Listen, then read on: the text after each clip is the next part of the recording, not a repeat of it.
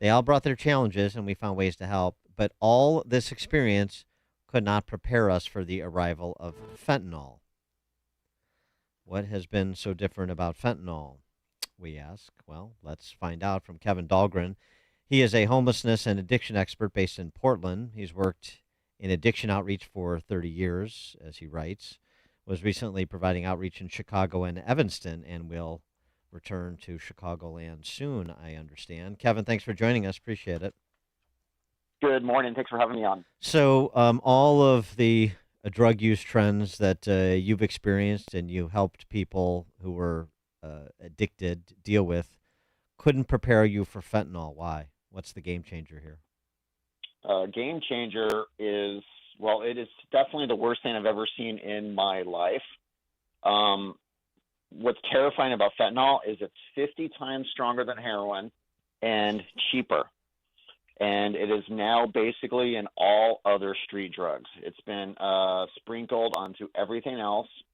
And this was done deliberately by the dealers, the cartels, to get people addicted. So it's highly addictive, it's highly potent, it's highly deadly.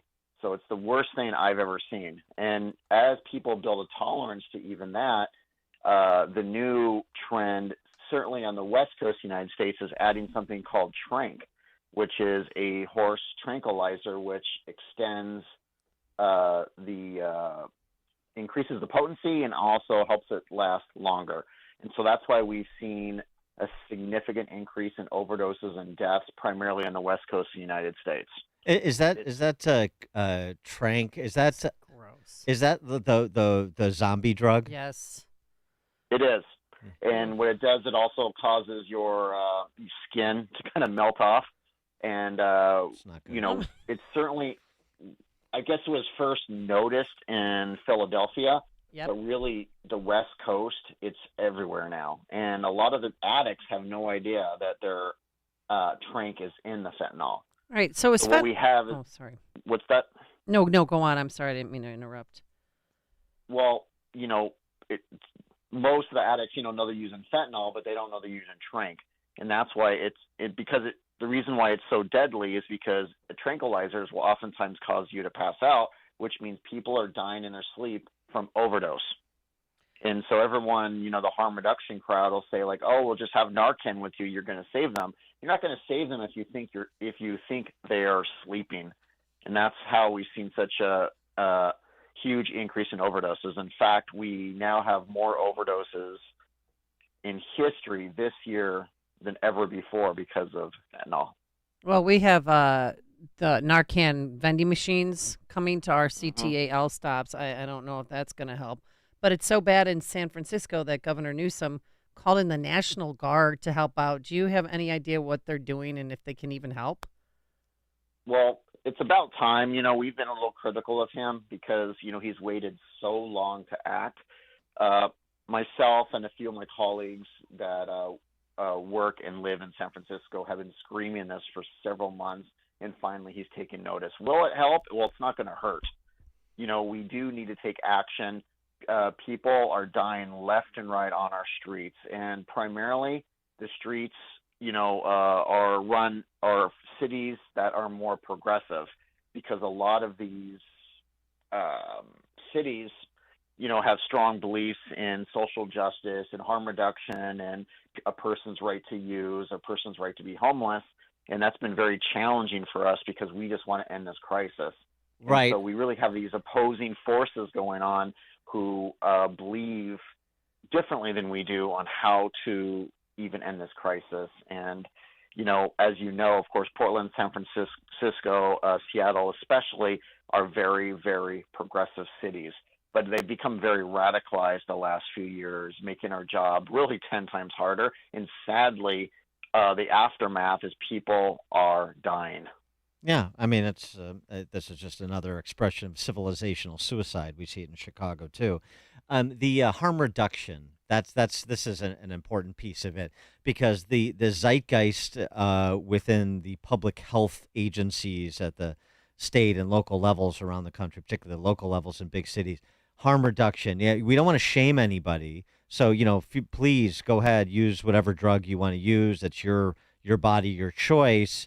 But as you point out in your piece, and sort of commonsensically, given the potency of fentanyl, harm reduction doesn't work when it comes to fentanyl. You can't safely use fentanyl. You can't safely use fentanyl 100%. The whole movement behind harm reduction is really to minimize the physical effects of drug use, right? But what they've added is they want to minimize the negative social effects of fentanyl of use, meaning it's become more about social justice and a person's right to use, which to me makes no sense. And what I say to that is it's all harm and no reduction. The fact is it's not working because people are dying left and right.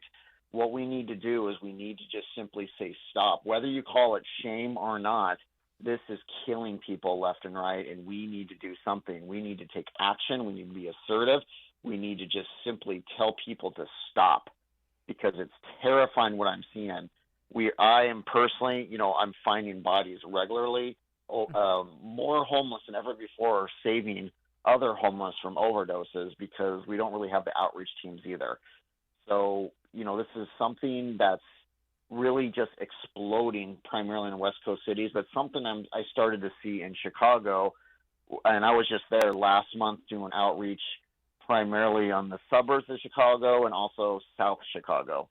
And, I interviewed multiple homeless people, and fentanyl there, it's a little new to them, but they definitely say they've been hearing it more and more. And this is a warning too, because it's hitting your area of the country quickly. Oh, yeah, I've been to a few fentanyl funerals, and I mean, it's some pretty deep stuff because I don't even know that they were taking it. Correct. Where is this coming from? Is this coming from China and then going to America via Mexico? Because the main thing with this grieving father, he said, I just want to know who's trying to kill our children. It's coming from primarily two locations, China and Mexico, and they're really kind of competing, and this is why we've seen such a price drop in fentanyl. It went from even a year ago on average of $5 a pill to now it's down to about $2 a pill. And remember, that one pill is 50 times stronger than heroin and only $2. So it's extraordinarily cheap to use. And of course, if you're an addict, you're going to want to always use something that's going to get you the best high, because, most people in the throes of their addiction are struggling with some type of trauma, and that's why they're using. And so for them, it's like it's a void that can never be filled, and so they're just continue to use and use and use. And sadly, there's a lot of these progressive policies that are killing these people. So, for example, in my county, Multnomah County, which is the largest county in Oregon, we passed Measure 110, which decriminalized drug use, which is the perfect storm. So not only do we have a deadly drug, we've decriminalized it, which means the cops can now do nothing. And so we see, just major drug dealers on every corner dealing to just people who don't know how to stop and need someone to tell them to. And so cops have really just stopped getting involved. Now, to my my progressive friends, they're cheering this. They think this was a win. But I'm like, this is terrible because we've never seen more deaths. It's just really, really tragic. So that's what we're dealing with primarily in the West Coast. And I mean, this New York City Health Department marketing piece that you mentioned in your piece. I mean, I can't believe this, but this just people need to know this. Maybe people have seen this in Chicago. I don't know. New York City Health Department has a harm reduction poster that reads, "Don't be ashamed you're using. Be empowered you are using safely," with it, and it shows a group of 5 friends sitting closely together, smiling and laughing, and another one does. Change it up. Try ingesting or smoking instead of snorting. I mean, this is not harm reduction. This is straight up promotion of drug use. It is promotion, and this is what has happened. Is there's been a shift in the harm reduction movement where now it's become about social justice. It's about a person's right to use. And when people ask, well, why would they do that? That doesn't make any sense. Is because a lot of these groups believe that there is a revolution going on, and that all homelessness and all addiction is caused by capitalism. And that means everybody on the streets and all addicts are victims of capitalism, and therefore should not be judged for any of their behaviors. And in fact, it should be celebrated because it's not their fault and they have a right to do it. And so that is what their belief system is. Well, So, they're not going to be around to see how the revolution ends. That's the problem. exactly.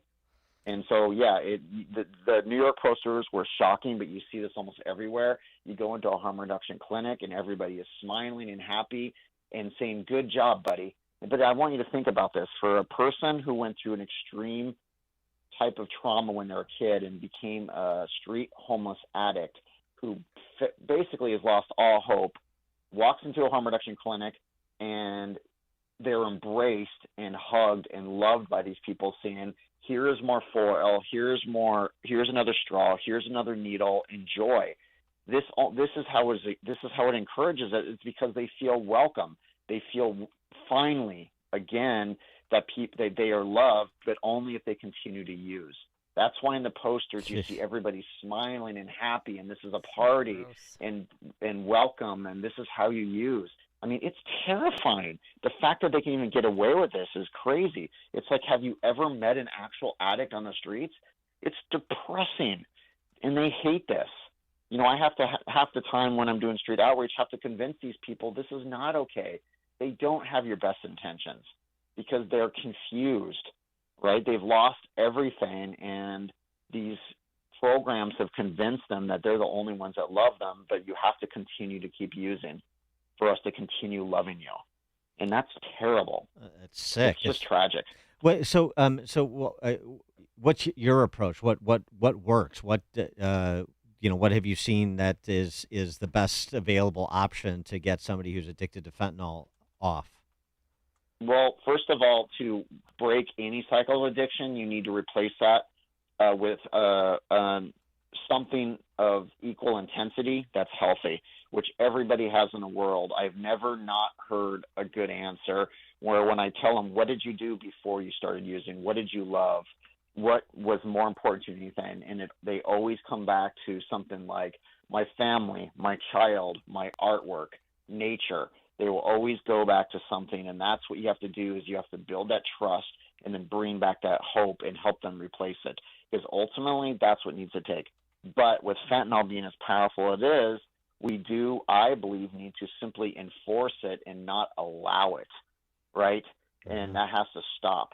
It's one thing to be smoking marijuana. It's another thing to be using fentanyl.